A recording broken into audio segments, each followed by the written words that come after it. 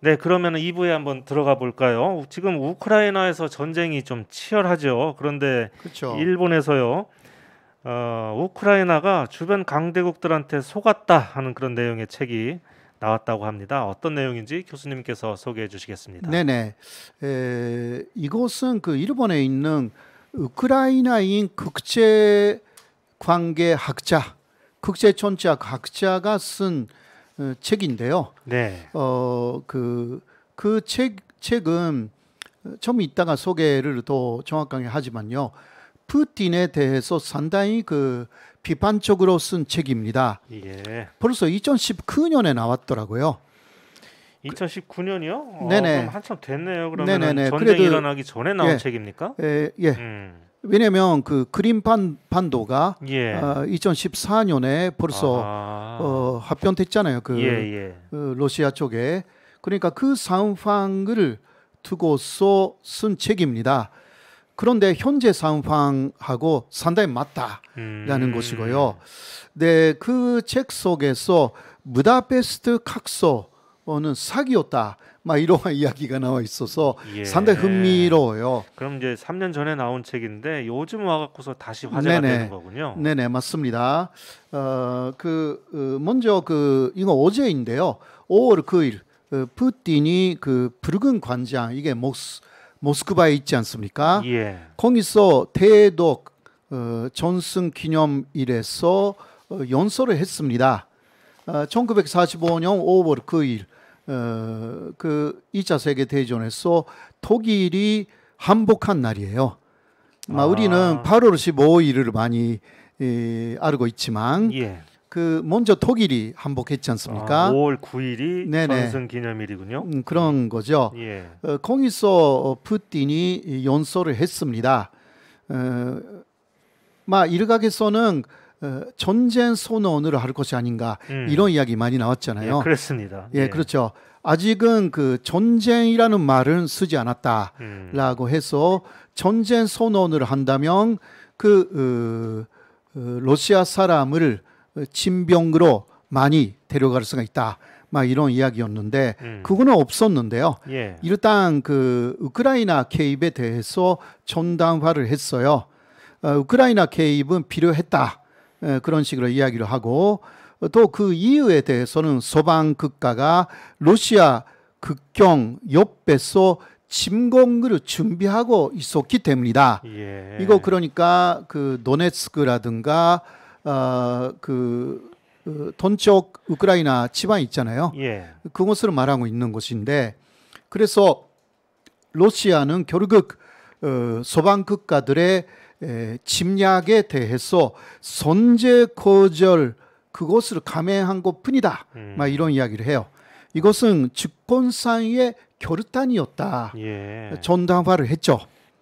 네네. 서방 쪽에서 침략을 해오는 것을 미리 막기 위해서 그 작은 전쟁을 벌인 것이다. 뭐 이렇게 얘기할 수 있겠네요. 그러니까 전투를 벌이고 있다. 예. 아직은 전쟁이라는 개념을 안 쓴다. 그런 이야기고요.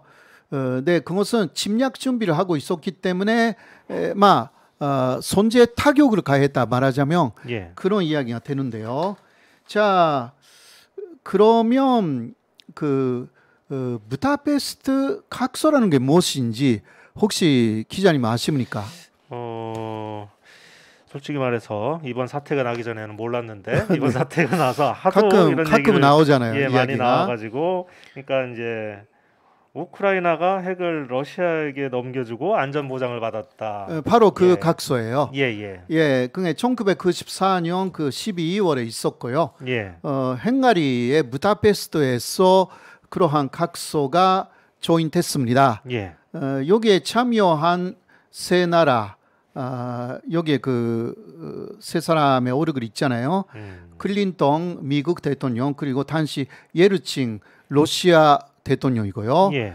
그리고 당시 영국 수상 이렇게 연미 러시아의 3국이 우크라이나 그리고 우크라이나뿐만이 아니라 또 그 베라루스하고요 카자흐스탄에 대해서도 안전 보장을 약속을 했습니다. 예. 네, 대신 그 핵무기를 모두 러시아에 넘긴다. 이 세 라는, 나라에 다 핵무기가 있었나 보군요.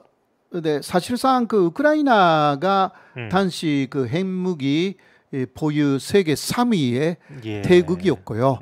네, 다른 나라에는 그 핵무기에는 아마도 없었을 겁니다. 예. 그러나 앞으로도 핵무기를 갖지 않는다라는 약속을 했어요. 아하, 예. 네네.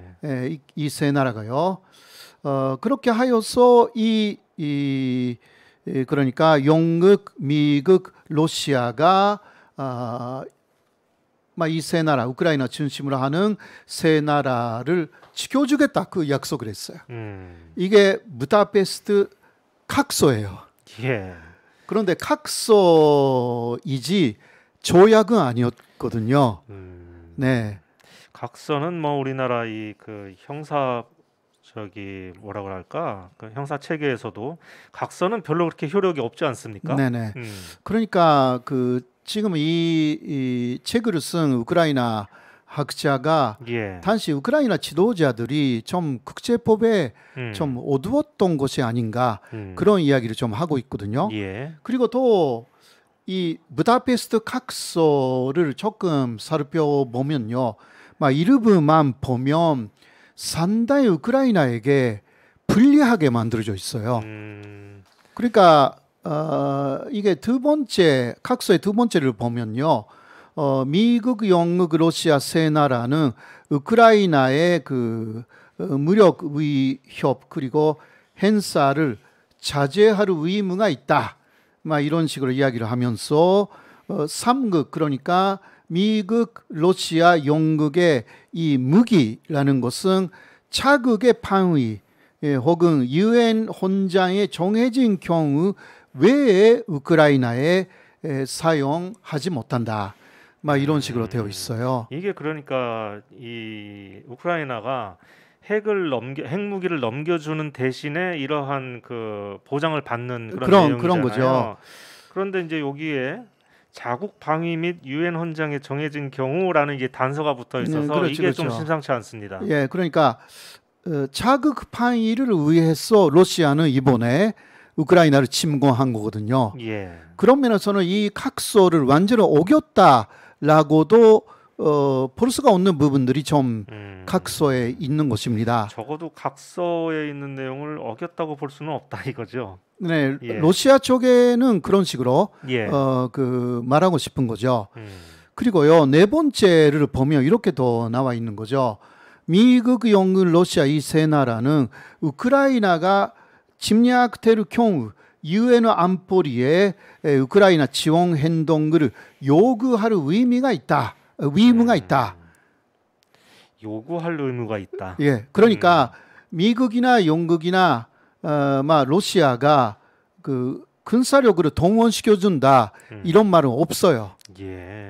그러니까 이번에는 그 러시아는 뭐 침공했고 그러나 미국하고 영국은 이 각서 약속을 지켰거든요. 그러니까 유엔 안보리에 그 행동을 일으켜 달라. 근데 거기서 이제 러시아가 거부권을 행사한 거니까. 그러니까요. 네네. 그러니까 이게 시스템상 실패를 한 거죠. 그래도 약속은 영국하고 예. 미국은 지켰습니다. 그러니까 이 각서의 약속을 그 이 두 나라가 어겼던 것도 더 아닌 거예요. 굉장히 애매한 각서였다라고 예. 할 수밖에 없습니다. 그러니까 우리가 뭔가 국제적인 약속을 할 때 조심해야 되는 부분들이 이런 부분에서 교훈을 얻을 수가 있을 것 같아요. 예. 그리고 여섯 번째는 또 이렇게 나와 있더라고요. 우크라이나는 미국, 영국, 러시아가요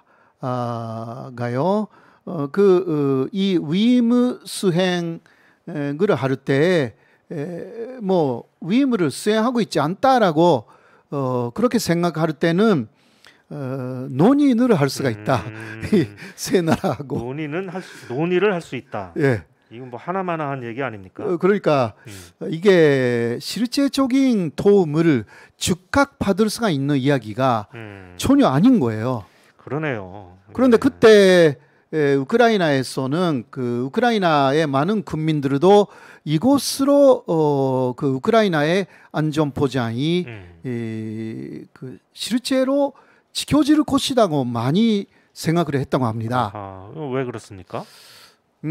그래서 아마도 우크라이나 정부에서는 그 이런 각서가 그대로 아주 구체적으로 노출되지는 않고 해석하는 형식으로 예. 그러니까 우리는 문제 없다는 식으로 TV에서도 아마 했을 것이고요. 일반 국민들은 뭐 지도자들이 알아서 했겠지 뭐 네네. 이렇게 하지 않았을까 하는 생각이 그 듭니다. 정도의 부분이 상당히 좀 어려운 부분들이었다.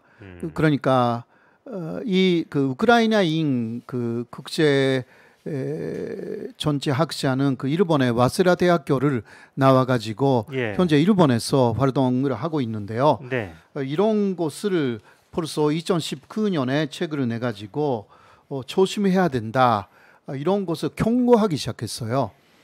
자, 그 사람의 이름은 글렌코 안드리라는 사람인데요. 글렌코 안드리. 예, 예. 글렌코 안드리라는 상당히 젊은 사람이에요.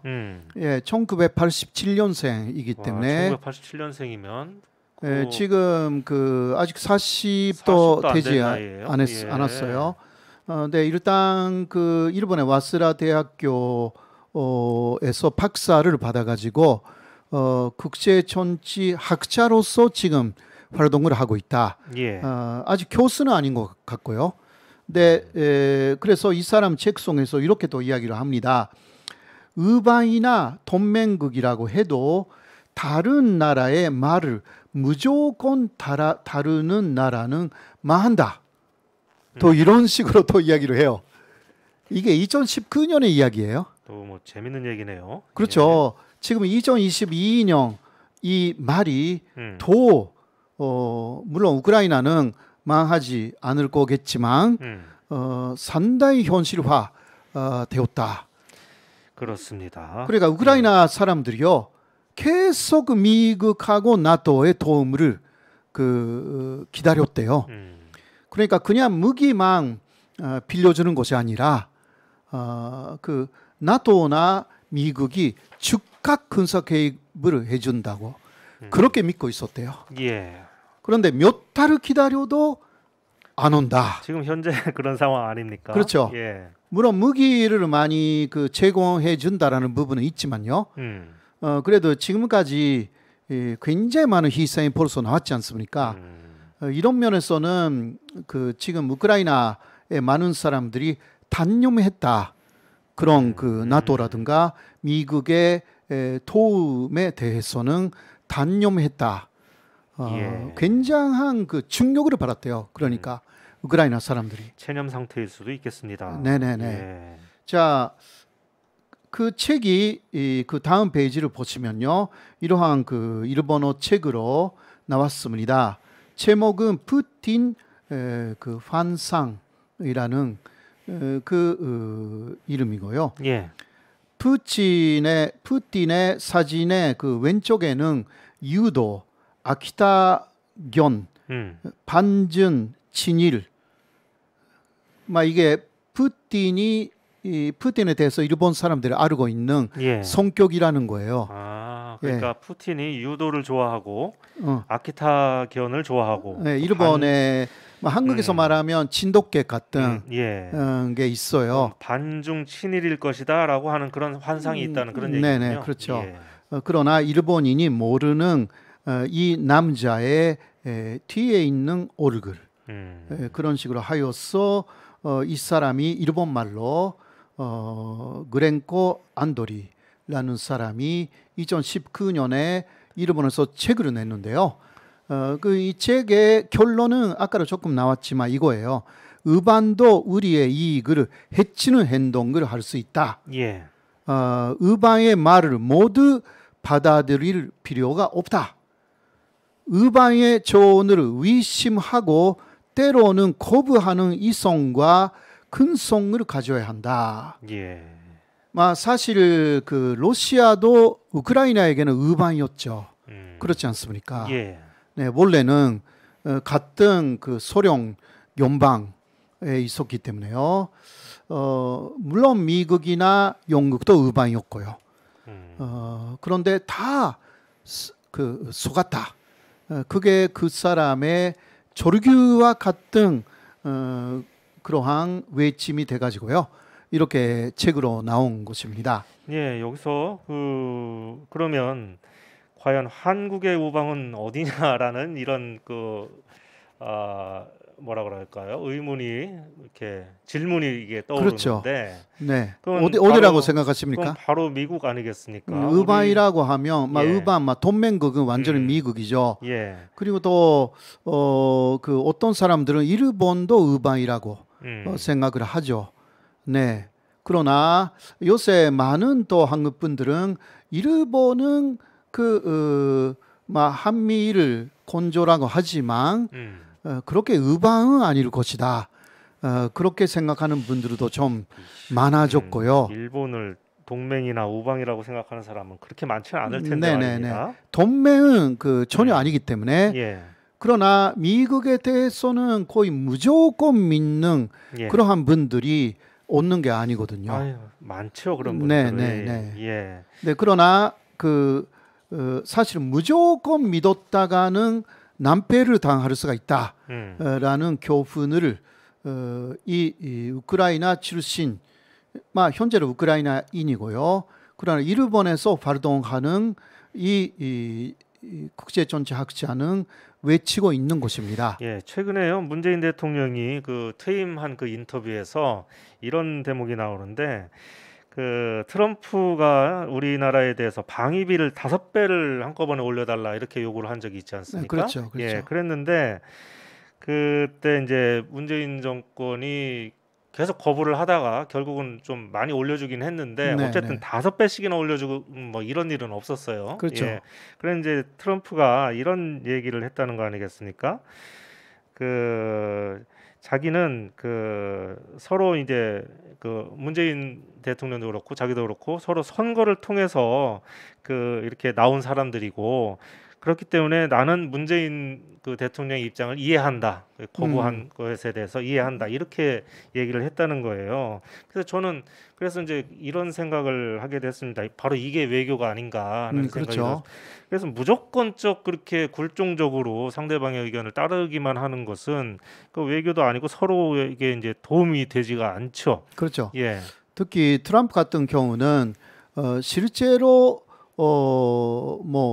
낙찰이라고 할까?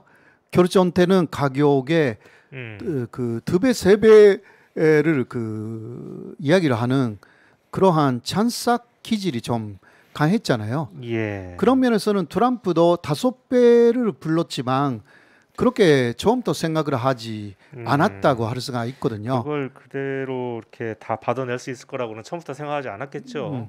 예. 그래서 그 전에 한국이 뭔가 저도 조금 기억이 정확하게 나지 않지만요. 한국이 트럼프의 위견을 그대로 수용한 적이 있었는데 그 다음 트럼프가 한 이야기가 한국처럼 쉽게 그렇게 받아들여주는 나라는 없다고 그렇게 오히려 상당히 놀랐다는 식으로 이야기를 한 적이 있거든요. 예.